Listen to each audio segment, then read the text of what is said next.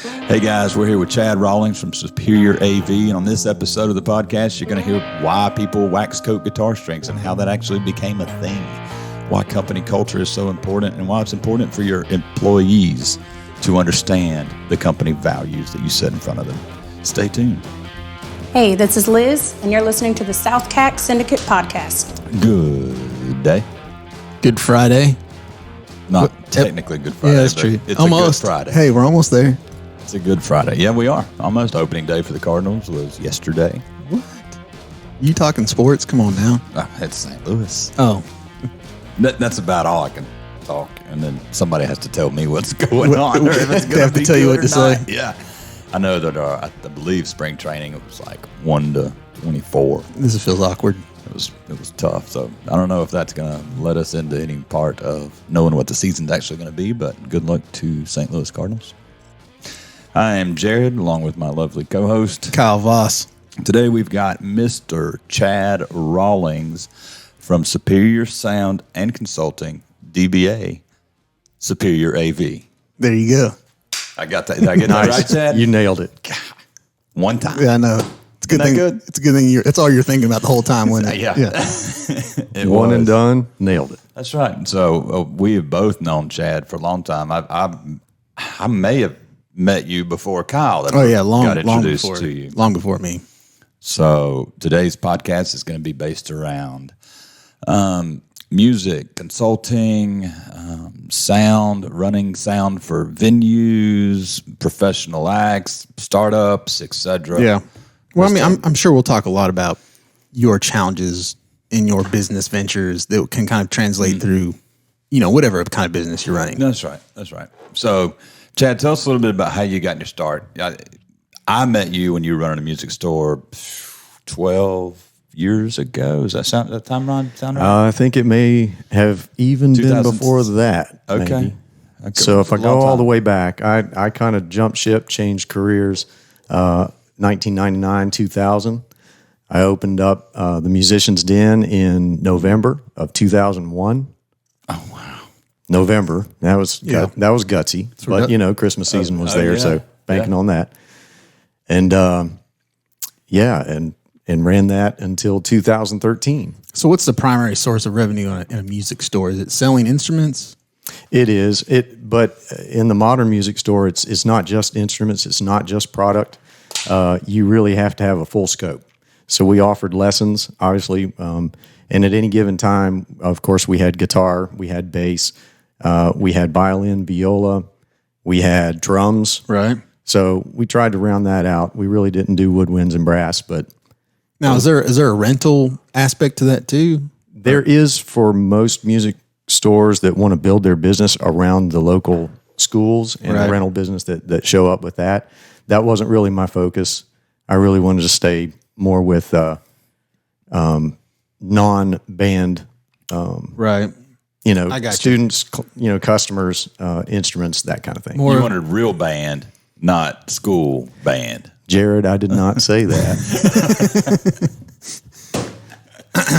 Fair enough. Yeah, I'll just say that maybe it was slightly steered towards my interests more than Understood. Yeah, hey, that's all of us, right? We all do that. Yeah, we'll provide services that we want to provide. Yeah, you probably had like really rare guitars and stuff that maybe the stores that catered to the schools may not have carried just because of the overhead of inventory or something. Probably right. That is true, and also there's such an incredible just body of musicians, especially in Appalachia, especially where we live. Everyone thinks bluegrass. It's not just bluegrass. I mean, literally, they're just incredible singers and players around this area. A lot of that's because we didn't have nothing to do. I mean, that was probably your, right? You just wanted to drink beer and play guitar. So you're like, hey, let me figure out how to play this thing. Getting bored at a bonfire, it's like, that thing's got to make some decent noise. Yeah. We either got to burn it or play it.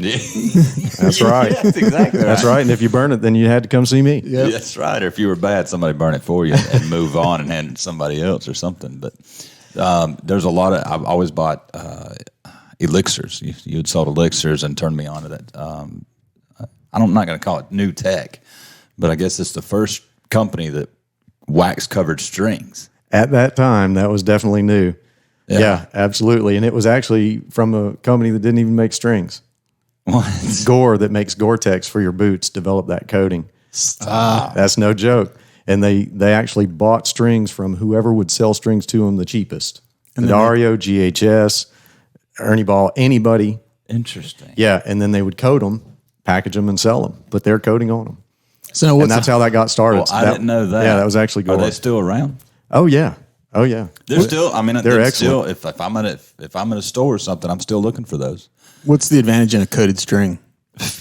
You can probably answer that better than I could. For me, it was the ease of play. And It didn't tear your fingers up as much or Yeah, something? it had I call it a wax coating or whatever type, whatever they call it, and it just kept your physical skin off metal.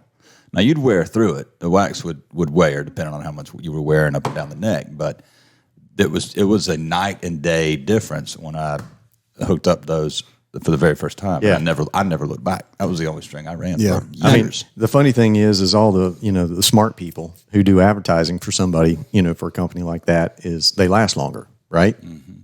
What we all found out is they also don't squeak when you change right. chords and that kind of That's right. stuff. That's right. And your fingers can last a little bit longer. That's right. So now have other companies picked that up? Oh yeah. So they're all doing it now, I guess, or Pretty some much. version of it. Some version. That's right. And the good thing is that one of the main companies, D'Addario or D'Addario, as some The people say locals it. call it. Yeah. They actually just developed the better way to do it, and then Gore copied it. And so, they, peed on Gore's parade, and then Gore peed on everybody else's parade because they were like, oh, yeah, this is how you do it. Like they did it, but we're going to do it with our coding, and it's phenomenal. It's been great ever since. Why wouldn't somebody put like an IP to that Well, I'm sure they do, right? or They a have, utility patent? on the coating itself, I'm sure they have that Or locked down. on the process, Yeah. I'm sure it they seems do. like D'Addario could have. I mean, they are a name brand for sure. Right? They've made strings longer than anybody else and make more strings for other companies than anybody else. I'm sure they make like piano strings. They do it all. Yeah. People yeah. are picky about their strings. Like certain musicians will only, or they're sponsored by, right? Yeah. Like, I will only use Martins, XXLs, or I will only use Elixirs. Well, it's funny you mentioned Martin because that's a family company, right? Family-owned company. Well, D'Addario is also, and it's the same family for like 120, 130 years. And they've been in metals forever. And they make metal parts, metal things for all sorts of stuff. And it was one, son, daughter, it was somebody in the past said, hey, instrument strings, we could do that. It's a consumable item, first of all. Right? That's what you want in business. If you can find a good consumable item. No doubt. Guitar strings are one. And to go totally into Nerdville, if you don't mind, is everybody, John Pierce strings in the 70s, 80s, it was like, oh, these are the best. This is great. And they were. All John Pierce did was buy D'Addario, cores and windings. He developed a way to, instead of have a variable voltage machine, a direct voltage, so the winding was constant. There was no speed up, slow down as it did it. So he actually invented that machine, and then D'Addario bought the patent from him, and they worked together. And so if you ever bought John Pierce strings, That technology is what. they were the exact same as D'Addario's because they shared the winding machine that didn't pulse with the alternating current from the wall. Gotcha. That's nerd. Isn't that stuff crazy? right That's there. awesome. That's awesome.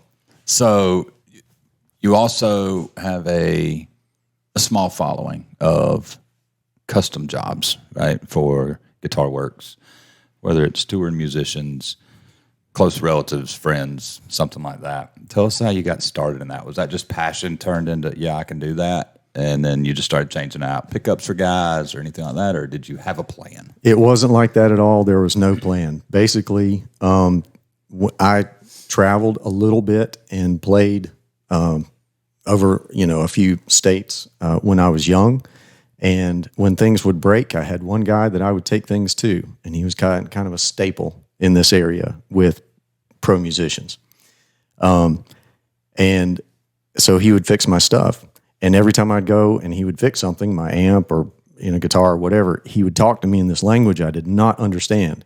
And he would tell me about intonation, or he would tell me about capacitors and resistors. And I had no idea what he was talking You're about. like, I need to figure out what he's talking about. And so, yes, being me, I was like, I'm gonna read a book. I'm gonna figure out what, because I have no idea what he's saying. And so I did, and those turned into conversations. And one day he basically turned around and said, "You are the only person who knows what I'm talking about when I tell them these things. You need to be able to do this." And he took me under his wing for about 3 years. That's Everything from, the basic stuff with guitars, basic electronics in guitars, basic electronics in amplifiers, setups, bone, nuts and saddles, the whole works, and was like, you need to learn how to do it. I've always been handy, caught on pretty quick, and that's how it happened. Worked out well for you. Right. And then you meet some people who, when I was no longer traveling and playing music, needed some work. Mm-hmm. And this fellow did not have time to do it. He would call me and say, "Hey, I got some things if you want to do it." Yeah. And that kind of migrated to the music store. When I graduated, 90, whatever it was, 9. My graduation present was a higher end Takamine acoustic electric guitar, and I'd picked it out. And at that time, it was probably the price tag started with a 2, and that was a lot of money for my parents at that time.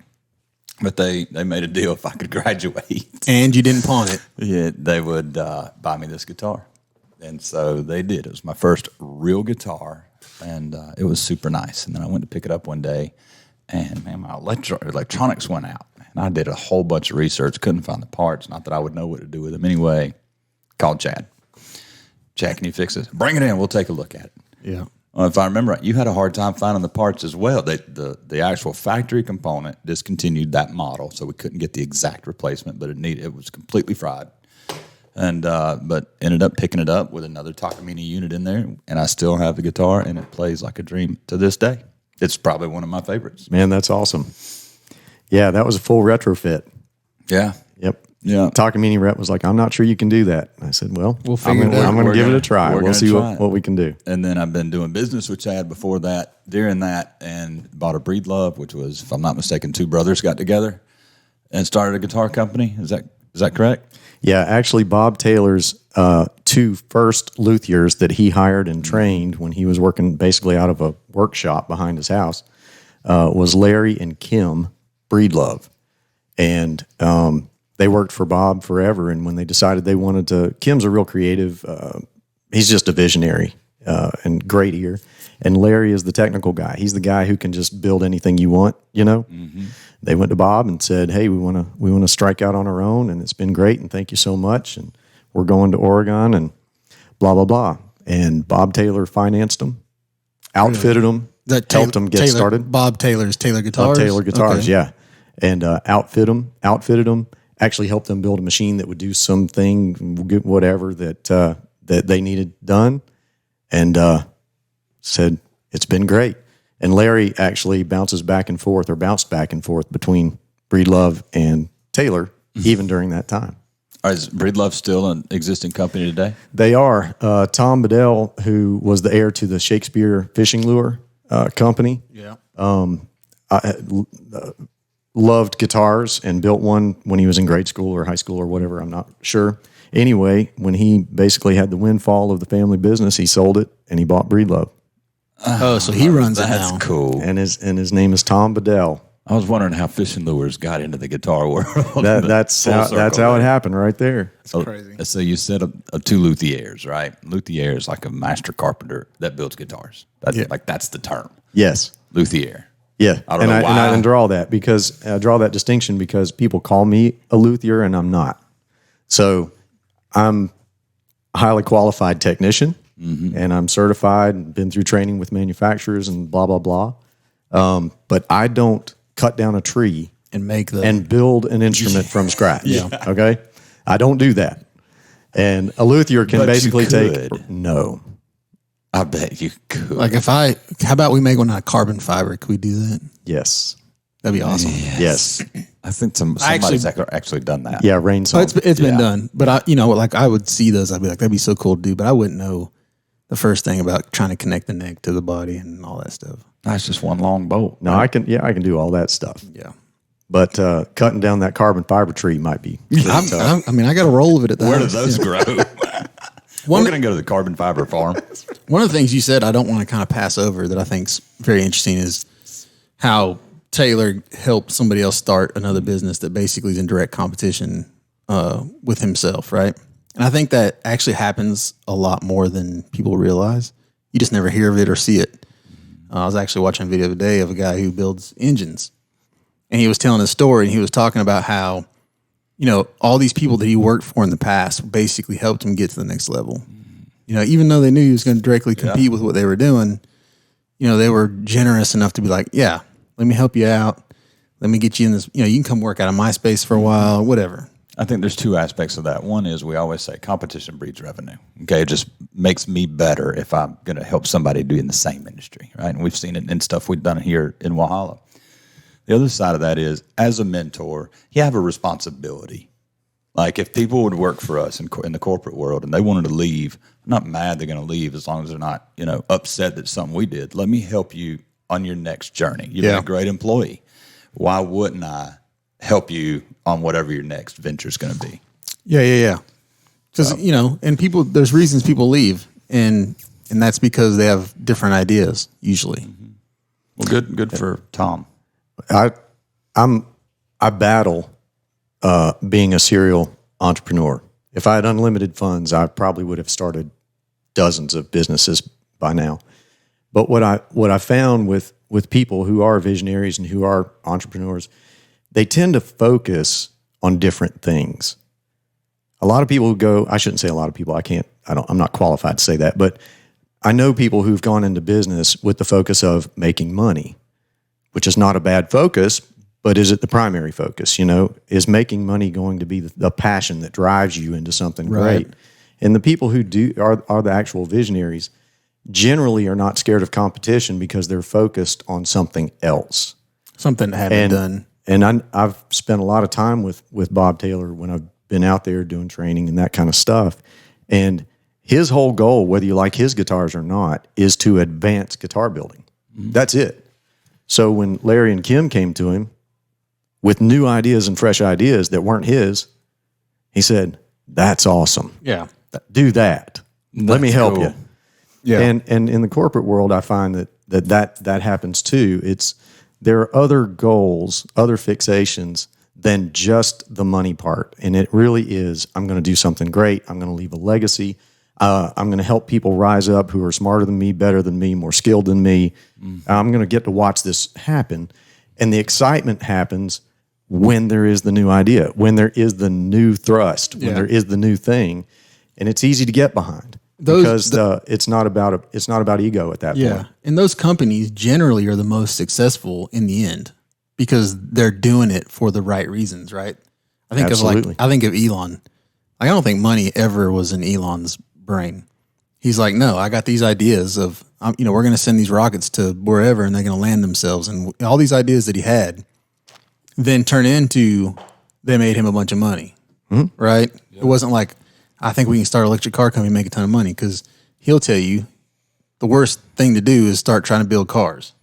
It's not a revenue-based business, especially when you're trying to compete with the big four or whatever. He makes everything open book, open source. If you can make a better Tesla, I want you to do that. Yeah. Like I think he's not for the industry, he's for tech growth. Like if you can do it better, I will learn something as well. Yeah, it plays exactly what you're saying. Is he had a passion to change the way things were done. Yeah. Not necessarily make a bunch of money. His whole thing was, if a person can do it better, a person should do it better, building a guitar. Mm-hmm. If a machine can do it better, then we should build a machine that does that better. Mm-hmm. And the cool thing, you said Elon Musk has this open book policy. I didn't know that. And I'm not trying to talk about Bob Taylor this much, but one of the coolest things with him is as soon as he opened his first big facility, as in, world-class guitar, and the sales did go all over the world, he had an open door policy to every guitar builder in the world. You want to come? I'll walk you personally through everything we do, how we do it, why we do it, everything. Literally, his whole goal was to to make guitar building better for everybody. Inspire somebody else. It's the same thing that we've taught. People have come to us since we started a podcast. And look, when we started, we didn't know what we were doing. We're still learning. Don't know what we're doing. But people are like, "Hey, can you help me start a podcast?" Well, I'll tell you what we learned. I don't mind if there's another podcast. Yeah. We're only one of 16 billion already. Yeah. But let's help each other along the way, man. If everybody would do that and stop worried about who gets credit for what, we'd be such a better society. Well, and the thing with us too is it wasn't about trying to be a podcast that competed or make money or nothing. We were like, you know what? There's a void here of local podcasts talking about local businesses. And that was kind of our North Star, is like, we're going to try to, bring South Carolina to light. And then also we can learn from these folks that we bring in, and other people that may listen can also learn from these folks as well. Mm-hmm. That was our goal. That was it. Well, all I can tell you is I've been listening to them nonstop. I appreciate That's it. awesome. That's awesome. So we talk about guitar advancement, and Bob Taylor, let's just keep advancing the industry. It's almost like songwriting. There's only 3 chords and so much truth you can spill out before it turns into country music became hip hop. At some point, are we going to see guitars become something else? Is there a lot more growth? And I'm not talking about the electronics or the techno side of that. I'm talking about the actual product itself. Like cars have 4 wheels, a motor, and it goes this way and this way. Unless they build one that just plays itself. I think that's saw it. This the other day. One of these computer dudes, right, had 2 necks and 2 pickups, and then he had robot hands and programmed each hand. And then up top, he had programmed tuners. He'd programmed a robotic arm to hit the snare. And so he does each instrument and then hits play, and it just like a full band. And it's just programming. Playing on real instruments. I call it like almost AI, right? Let me ask you this. As a non-musician, both of you guys are sitting here, is what you hear come out of a guitar that makes it, in quotes, good, can some of that be different from person to person, or is there only like one way to tell if it's a great sound or not? Well, you're shaking your head no. No. I mean, is there only one shoe for everybody? No. Right. Everybody has their own preference. Right. Their own style. And having the music store for basically 13 years, my whole mindset changed in a lot of ways from the way I was raised. And, having a more objective view, when an instrument inspires someone to play, it really doesn't matter what it sounds like. It's that inspiration that's great. Mm-hmm. I mean, my favorite band of all time is Tom Petty and the Heartbreakers. He didn't sing that well. He didn't look that great. None of them were just like the world-class musicians. But together, they did something really special. Yeah. They had for me, And that's the way it is with an instrument. If Jared picked up a guitar that I may not love the sound of, but he wrote a song right there on the spot because it inspired him, that's the right one. Yeah. Mm-hmm. Would you guys agree that like the voice and the guitar too sometimes need to go together? No, I think Tom Morello can't. Even though the Night Watchman is out there as an acoustic thing that he's doing now. For me, he's one of the most talented guitar players ever. It was the first guy I saw do it over and under. But he relies a lot on the floor and his technology that makes his sound. But he's not a singer when he's with Rage or Audio Slave. It's a player. Yeah. Frank Zappa, I watched an interview with him a long time ago, and he's like, somebody asked him, what makes you different than the other guitar players? He's like, well, I've got all the respect in the world for guys like Slash and Tom. And he said, but they play the same solo every night for the same song over and over. They think they've thought it up, they've rehearsed it, and that's what you hear. And you know it almost note by note. When I'm on stage, it is a new solo every single time. There is no repetition. You will not hear it. He feels the audience. The audience feeds him where his fingers go for that solo.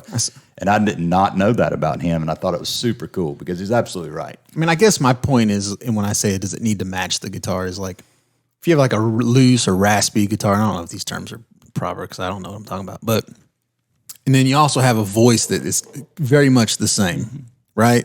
It works. Whereas if you had like a really loose or raspy voice, and then you have like a really polished guitar sound. Well, sure. To me, those two wouldn't seem like they would go together. So you're talking like a producer here. I have no idea. No, really. I mean, you realize some things that maybe the vast majority of people don't. The thing is that there's different ways to listen, right? You listen one way. Excuse me.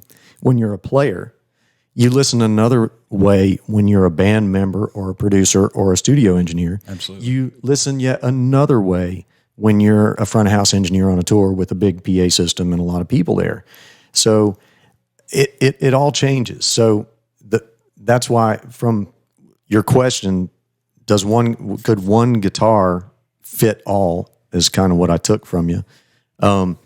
No, because it all has to do with what it does for the player first. Mm-hmm. If it isn't good for the player, for whatever their reasons are, then it's not good.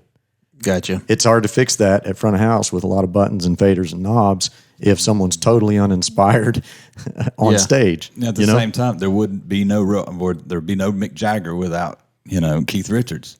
There'd be no Jimmy Page without Robert Plant. Like sometimes if you took either one of those and reversed the roles, we wouldn't have good Rolling Stones. Robert Plant was by himself though for a while, right? I mean, so but I didn't see him playing the guitar very much though. No, you're right. Yeah, but guitar, Muddy Waters, man, let's make that thing talk. There would be no Rolling Stones without Muddy Waters. You could take it back as far as you wanted to. Every instrument has a voice, just like every person has a voice. Who's your favorite guitarist ever? Just your go-to, man, that's my guy. That's who I like to listen to the most or watch the most. Lord have mercy, I couldn't do that. Really? Is it based on mood? Is it based on... They're just different. Yeah. I mean, there's so many. I mean, guitarists are a dime a dozen. And as soon as you set foot in Nashville, you know that. I mean, you go to Austin, you go to Branson, you go to Nashville, it's like, dang, I wish I played something else because everybody here is a great guitar player. And those dudes are washing dishes as a day job, or cars. Mm-hmm. Yeah. So, I mean, that's truly the way it is. No, I couldn't answer that. I mean, I have my favorites that for all different reasons, and some of them might be not what you would expect. They're not all wizards that shred the fretboard and that kind of stuff. So it's hard. It's hard for me to say. So who are you listening to right now? I listen, as far as guitar players, I listen to Bonamassa, of course, just because he's incredible. Awesome. The whole reason I started playing guitar was Eric Clapton. Okay. We had, I think it was a 73, I'm going to get this wrong. I think it was 73 brown Ford station wagon. Maybe it was 76, whatever. Anyway, it had an 8-track player. And we had a Clapton 8-track. And that sounds so surreal. Layla and After Midnight. You talk about two polar songs, not like each other at all. Layla and After Midnight. And I would listen to those over and over and over. Just thinking, I don't know what that sound is. I like it. But I like it, and I want to be able to do that. So that I started playing when I was 7, and that was my inspiration, is that dude right there. Don't know who he is. Yeah. But he had a way of talking through the guitar too. Like he spoke to me as well. Well, Gently Weeps. Yeah. Well, I had the guitar at Gently Weeps. Yeah. I had no idea. I believe that might have been another guy. But his version of that though is good. It's better than Harrison's, but yeah. Well, cool. Let's take a break, and we'll come back. I want to hear like the superior audio version. Yeah, the business side. We've talked about like how we got started and what you guys are passionate about. Sure. Let's talk about how you take your passion and turn it into a business. Yes, sir. We'll be right back. Let's face it, shopping for insurance can be time consuming. When it comes to your auto and home insurance needs, make things simple and trust your Allstate experts. They will help you get the coverage that fits your needs while helping you bundle your auto and home. Bundling saves money, sure, but it also saves you time. So you can enjoy the things that matter most even more. Contact Clemson Allstate agent Shane Smith at 864-654-1047 today for a free personalized insurance proposal. Allstate, are you in good hands? We're back with Chad Rawlings, Superior Sound, DBA, Superior Sound AV. Superior AV. Shoot. Superior. Shit. 2 beers and I miss it.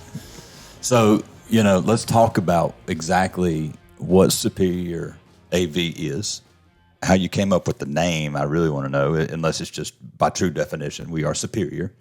And the consulting piece of that. I have that much hubris, just so you know. Okay. I do. Just kidding. So it came about from, I actually got my first couple years being a part of small legs of tours with Need to Breathe, as they got to be a part of larger tours for national acts. Shout out, that's a local. Little Seth Bolt right there. Little Seth Bolt, Bear and Bo Reinhardt. Mm-hmm. Yep. And Joe Stillwell, I'll throw that out because Joe was with them when I was with them. And that turned into some other opportunities outside of them and some invitations, which was great. But, I had a family, I had a business in town, and so I ended up, me and a fellow who used to be my partner, started a local production company, audio production company, basically to do local work, festivals, and so forth. And it kind of grew out of that. It was really we talk about grassroots. It was absolutely grassroots. We did local support. We did local municipal support. We got invited to provide for some of the smaller shows that Need did and that, some other local bands did. And so at the time you were doing this at the same time as the music store, or was it separate? At the same time as the music store. So when I started the music store, I was exiting a different profession. So I had staffed the music store. So I was required, obviously, to, not necessarily for daily operations, but to make sure the business grew and was profitable. Right. And, we had inventory control and all that good business stuff. So anyway, so I got to do that. That was really great. And basically that my traveling grew out of that. I got to work for Pacific West out of California, out of Bakersfield, California, and do several fly dates with them. They did a bunch of radio launches for any new up-and-coming artists on the West Coast that were coming about, and really big radio pushes, and they would put on really nice concerts that were 15 to 30,000 people, which was a lot of fun to do. Sure. But then family needs and local needs, just kind of kept me here, and that's what I did. After 08, 9, 10, theater tours kind of started taking a dive. Just because of the markets and who was willing to invest in shows like that. And when I decided to close the retail shop in 2013, I took a real long view of the business as far as production. And at that point, because it was kind of in recovery mode, all the production companies were really in a fast race to the who could provide the most for the least. And I was not willing to have a business model based around that philosophy. So I want to provide the best and charge appropriately for that, not too much. So I converted the business. I kind of rolled it into a design engineering business. I had a lot of factory training, manufacturers training, audio training, on the road, and just practical, what you learn from others as you mix next to musicians, or not musicians, but front of house engineers that, have been on tour for 20 years and really worked for some of the best people in the business. We talk about that a lot, where it's like the best way to shorten that learning curve is actually to go work with those folks. Oh, and they're great. It's great looking over someone's shoulder. And of course, if you're not an irritant, they invite you to know what they know, right? Which is great. But from a business aspect, I had a history of being able to be a good contributor to building businesses, and so I turned 100% of my efforts into Superior to grow it, to make it as good as I could make it. And so we just moved inside, is the way I say it. We work with government, we work with municipalities. We work with schools. We work with nuclear churches. So houses of worship. When you say you work with churches and the government offices and entities, give us a stroke of what that looks like. Is this you set up their audio and their visual needs as requested? You build training rooms. We do all that. So Soundproofing. we do everything from sound dampening and that sort of thing. But mainly what we do is we actually design control systems, automated systems, so that no one has to really know what they're doing. No one has to know how to use a mixer or which microphone to get. You just or turn it on. Anything like that. We design systems that basically when you walk in the room or you activate the system by plugging in a computer, it's not really AI, but we automate the room so that anyone who wants to use any of the video components, any of the audio components, they can do it with little fuss and little knowledge, and the system itself is smart enough to recognize what needs to happen. It's going to have good quality. To the point of, if you go into a meeting room and you're new there and you've got to give some presentation, you plug your computer in, voila, all the monitors or projector screens now have the instructions. Do this first, do this second, do this third. You do that, Sweet. and now you have a room that does everything you want it to do. Have you ever done a podcast room? I'm just saying. We can't afford it. Oh, we should talk. Jared, I have not. See, but you know what? We could be first. There is new territory to be discovered. With these so anyway, wood ceilings. That kind of stuff, just to be honest, kind of bores everyone to tears. Basically, what we want to do is make AV easy. That's our motto in our business, and we take that internally to externally. And that's whether we're doing a system in a large, new church that is contemporary and really has a lot more instrumentation and aspects to it as far as lighting and video and audio, that sort of thing. We want to make it easy for those people. But we do that by starting on the design phase of how do we make it easy on us? How do we reduce service calls? How do we reduce question marks? How do we deliver a product that when the person who walks in, the volunteer, for instance, which is the admin assistant in a corporation, who's never seen it before, but has to walk in and get a meeting ready, to the volunteer on Sunday morning at a church who is doing it out of the goodness of their heart, but are not really audio engineers or lighting designers.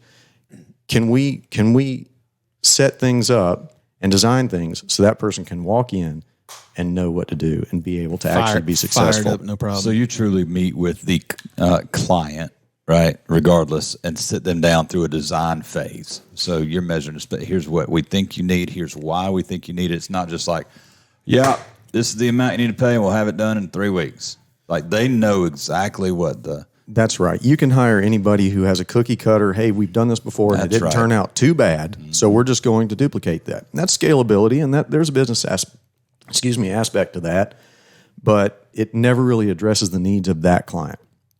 So the reason the initial name was Superior Sound and Consulting is because I felt it valuable to be able to guide someone to good decisions so that the dollar they spent is still a happy dollar years from now. And when they want to spend another dollar, they say, this is the best dollar we spent. We're calling we'll call Superior. And that's worked out pretty well. That's right. And so we were talking off air before we got started. A lot of your business is not because you're building social media campaigns and you're advertising in the newspaper and you're throwing thousands of dollars a year. You do such a good job with your current business that people are so happy with you, they're going to be like, oh, just call Chad. He'll take care of you. Well, that's what we hope. That's what we strive for, But yes, we've tried outreach. We've tried advertising campaigns, and really what happens is the phone rings and it's become familiar to hear, oh, hey, I was talking with so-and-so. We're doing this at our church or our company, and they said, you got to call these guys. Gotcha. And so that's really how the business has grown. The business started officially in 2005, so we're 18 years old. And how about that? It doesn't seem like that. Yeah, and again, we've kind of changed. We've changed with what the markets are and what the better business plan was, and the clients that we want to work with that we can scale them and we can scale at the same time. So you seem like a guy that keeps your finger on the pulse of your industry, for sure. You're going to the expos, you know what's coming out. Where do you see the AV business in 5 years from now as we are growing faster in technology than as a society than we probably should be? Where is audio visual? What are some of the key takeaways you see that's going to be happening? At some point, it's going to be superior sound AI. AI, yeah, not AV. Well, it's funny. It's funny that you're asking that question because I actually approach it a little differently. Okay. In the sense that I believe if you do what's right today, it kind of takes care of the future. Yeah, 100%. And so what I did personally, just the way that I, my own behaviors, I never really introduced to the company until about 7 years ago. And so I had a mentor earlier in my life who was just my best friend, but he did something. He pegged me to the wall one day. He said, do you know your values?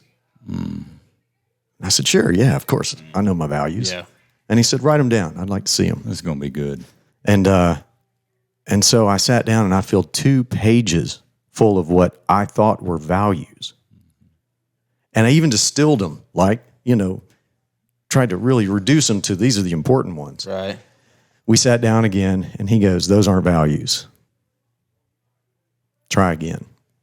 I was like, what are you talking about? So I went back to the drawing board, right? We met up a few days later and he goes, I don't think you understand what values are. He said, those are things that you value, but those aren't values. Oh. A value is something that applies to every aspect of your life. From the time you wake up and open your eyes in the morning to the time you shut your eyes, they guide everything that you do. That's what a value is. And so I went back to the drawing board and struggled and struggled and struggled, and I ended up with 3. And that has guided everything that I have done or do to the best of my ability. And I introduced it to the company, and I said, everybody, these are our values. Yeah. Can we get into that? So they are, firstly, do the right thing. Mm-hmm. There's no more to it. That's right. Do the right thing. Yeah. The second is do that the best you are able. Mm-hmm. You can't ask anybody to do better than the best they can do. Yeah. Anybody. Yourself or anybody else. And the third is treat others with dignity and respect. It's that simple. So we do those 3 things in everything we do, from the time we meet with a client, the time we discuss their needs, to the time we sit down at the design table, negotiate a contract, sign a contract, make orders, Yeah. do scheduling, all just the practical stuff that you do in a business. But those guide everything. Everything that we do, every employee interaction, whether it's disciplinary, whether it's praise, everything we do is guided by that. So I would think that those 2 pages of stuff you wrote would all fit under one of those 3 categories. Right? So like he was saying, no, these are the little things. I want your values. Well, I would guess that every one of those would fit under one of those categories. You discover which ones do and which ones don't. And then that's when you figure out, okay, that's why. Did you at any time question yourself after that? And you went, oh, that don't even fit in either one of my 3 categories. Oh yeah, absolutely. I bet. It really cleaned my life up quite a bit. Yeah, It cleaned awesome. it cleaned my mind up, my thinking up quite a bit, because literally, I'm not the smartest guy, but I can remember those things. And in every situation I'm in, I can go, You just ask yourself. am I doing the right thing? So do you have these hanging up in your warehouse? You have your 3 values on a banner somewhere? Oh yeah, Of course. They're in my office. They're framed in a plaque. And when we have an employee meeting, it's random, but randomly I say, what are our values? It's your company culture. It is. It's the most important thing. Yeah. It's the best business plan. So your 3 values, some companies have mission and vision statements. Your 3 values are that's it. That's it. That's it. We That's do it. this, and that's what we do really good. Yeah, that's it. A technician does a piece of work. It's really easy. You know how I'm going to judge it. Yeah. Did you do the right thing? Yeah. Did you do it the best you could? That's right. And if you interacted with anybody, including yourself, You treat them with dignity. dignity and respect. How many employees are you? Right now, we're very, very small. We're a very small crew. We have 6. 6 total. 6 total. Now, do you contract some stuff out in any way? I find with very skilled individuals who are passionate about what they do, you can do the work with 4 people in the field more than 20 people that we show up on construction sites, knock it out. and there are literally, crews of 40, 50 people, and 30 of them are standing around. The other 20 are doing something. Everybody has a job. Everybody knows what they're supposed to do. I mean, we have a powwow, and we get stuff done. That's awesome. And so it works out. It works out really. I'd rather travel lean. Yeah, I mean, listen, with professionals. If 3 good people can do what, 12 average people. Three determined people. Yeah. And we are looking to expand, but they have to fit in with that culture, and that makes it difficult. And I knew that when I decided to really go values based, that it would lean out, and we did. We lost about 4 employees who needed to be lost. Who needed to be lost. That's right. On the flip side of that, though, I think if I had to guess, I would say that majority of your success is because of those things. Like you talking about where it's a grassroots word of mouth. Well, the reason that is because of those values. It's like, people don't just recommend folks who don't have good values, that don't try to do the best work they can. Well, that's why you get recommended. You may not tell your customer all your values, but they'll see your. The ultimate goal is be to see the values in you. That's right. And in your work. That's right. That's exactly right. Yeah. So the other thing is, the last thing that I ever wanted was to have. I find that businesses, whether small or great, are divided literally just into 2 categories. There's the egocentric, driven corporation, and then there's the collaborative corporation. And at no time ever do I care if my name ever gets mentioned. That doesn't matter to me. What matters to me is that I have very talented, skilled people who get to do what they love to do and get appreciated for doing what they do. And, I love their ideas. Yeah. I want to hear their ideas. Yeah, if we can do something better or differently, or if the market's changing and they see it, read it, whatever. Let's do it. Let's do it. Good for you. Company culture is so important. And I think that's what most companies miss. I mean, there's a dartboard there and they're throwing to the right. They never even get in the same. We're not even focused on the bullseye. They can't even hit the side of the barn. They may have a good product, they may have good service, but company culture is lacking. And I think it's getting better though, as a whole, because people are starting to realize that matters. Used to the old days of the corporate world was get it done at all costs, and step on whoever you had to get it done. Like, we've kind of, some of these companies, like the one I worked for was kind of old school, right? And they didn't have this new mentality of it matters how the people feel when they come to work, and if we toured a company last week called Oobe, OOBE, in Greenville, and they are an apparel service company, and they have 3 buildings on the Reedy River, and so we got the whole tour.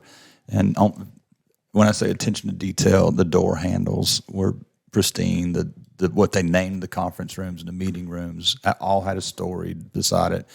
But the 2 founders said, we're going to do it different, and it's company culture for us first. And they have created one of the best companies I've ever been. They tell you how they got their start. Mm-hmm. The news. We're going to try and actually. I don't want to put any spoilers in here. Okay. We're going to try and bring them in one day because it is an amazing story. That's cool. So, company culture is important. Yeah. So, Chad, you got any good quotes? As we're starting to end up this. Oh gosh, got a good quote you could drop on us, or a lyric. There you go. Hey, at any other time I would, but it'll be Layla. with this mic in front of me, it's sure. This is a different world for me. So, you've got a face for radio. Thank you. I appreciate that. I've been working on it for years. You're kidding. But if I had a guitar and an audience, we would have a lot of fun. No, that's right. No, might have to make that happen too. Mm-hmm.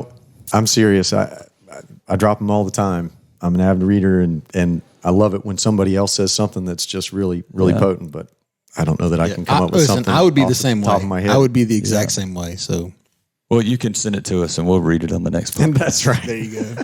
So, Chad, it's been a pleasure. It's been a long time since we've caught up, and I'm glad we got to today and hear, your whole story and where you're headed. And we appreciate what you do because we all take advantage of it in this community. There's a few buildings that we can walk in today and know that Chad's been there to put his stamp on AV at most of those, right?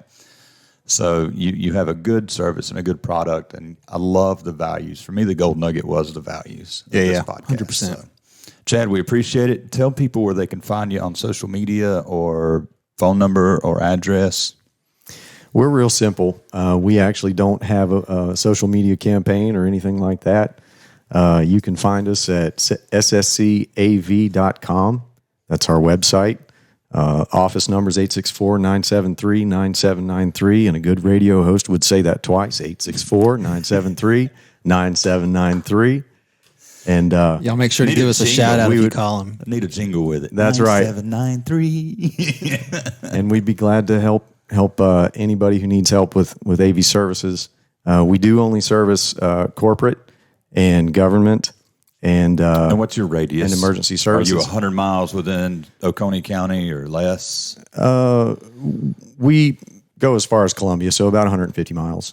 Sure. Depends how big the job Columbia, is. Charlotte. Yeah, it does. That's right. It does for sure. That's right. But we're just we're happy to be here. We've been very blessed, and I just want to say that over the airwaves that I don't take the credit for it. It's the team that gets all this done, and it's the team that's smarter than me, and we're just fortunate to be able to serve others. Thinking like that has got you where you're at. Well, it's great. It's leadership 101, right? Especially having a servant's heart and servant leadership. You're out there in the field, or have been for sure, right up in the attics and the crawl spaces today with everybody else. Today, yes. It's easy to follow a leader that will get in the ditch with you. One of our techs got very sick on the way back from a job yesterday, so I was in lifts and on ladders and flying speakers this morning along with everybody else. So. That's awesome. Chad Rawlings with Superior Sound. Chad, one more time, give us that phone number. 864-973-9793. Chad Rawlings, we appreciate your time. Thank you guys. so much. Appreciate it. You.